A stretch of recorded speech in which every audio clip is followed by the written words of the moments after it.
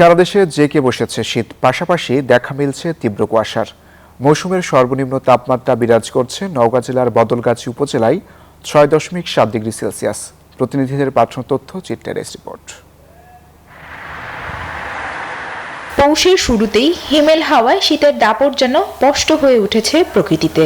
গত কয়েকদিন ধরে সকাল হলেই কুয়াশার চাদরে ঢেকে যাচ্ছে চারপাশ, সঙ্গে বইছে মৃদু বাতাস। ব্যাহত হচ্ছে মানুষের স্বাভাবিক জীবনযাত্রা। দেশের সর্বনিম্ন তাপমাত্রা বিরাজ করছে নওগাঁ জেলার বদলগাছি উপজেলায়। বদলগাছিতে সকাল ৬টায় সর্বনিম্ন তাপমাত্রা রেকর্ড করা হয় ৬.৭ ডিগ্রি সেলসিয়াস।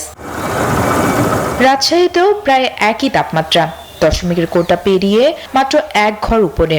তীব্র ঠান্ডায় ভোগান্তিতে পড়েছে নিম্ন আয়ের খেটে খাওয়া মানুষ। তারপরও শীত উপেক্ষা করেই কাজের সন্ধানে বের হচ্ছেন তারা।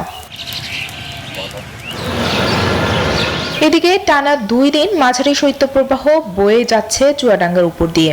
ভোর থেকে ঘন কুয়াশা আর হিম শীতল বাতাসে জরুরি প্রয়োজন ছাড়া মানুষজন বাইরে আসছে না। সকাল ৬টায় জেলার সর্বনিম্ন তাপমাত্রা রেকর্ড করা হয় ৭ ডিগ্রি সেলসিয়াস। অন্যদিকে হাড় কাঁপানো শীতে জুবুথুবু অবস্থা জয়পুরহাটের। গেল কয়েকদিন থেকে সূর্যের দেখা মিলছে না। রাতে ও সকালে বৃষ্টির মতো ঝরছে কুয়াশা। সকাল ৯টা পর্যন্ত পুরো প্রকৃতি ঘন কুয়াশায় আচ্ছাদিত থাকায় মানুষ ঘরমুখো হয়ে পড়েছে। শীতে আমাদের জন্য খেটে খাওয়া মানুষের জন্য খুব কষ্ট হয়। ঘন কুয়াশার কারণে আমরা ঘর থেকে বের হতে পারছি না, কিন্তু কাজকামের জন্য আমাদের তবুও বের হতে হচ্ছে। এদিকে গত কয়েকদিন ধরে ফেনীতে কনকনে ঠান্ডা পড়েছে। তাপমাত্রা কমার সঙ্গে সঙ্গে যেমন বেড়েছে শৈত্যপ্রবাহ, তেমনি পাল্লা দিয়ে বাড়ছে মানুষের দুর্ভোগ। ফেনী জেনারেল হাসপাতালে বেড়েছে রোগীর চাপ। একই অবস্থা দেখা গেছে কুড়িগ্রাম, গোপালগঞ্জ, পিরোজপুর ও সিরাজগঞ্জে।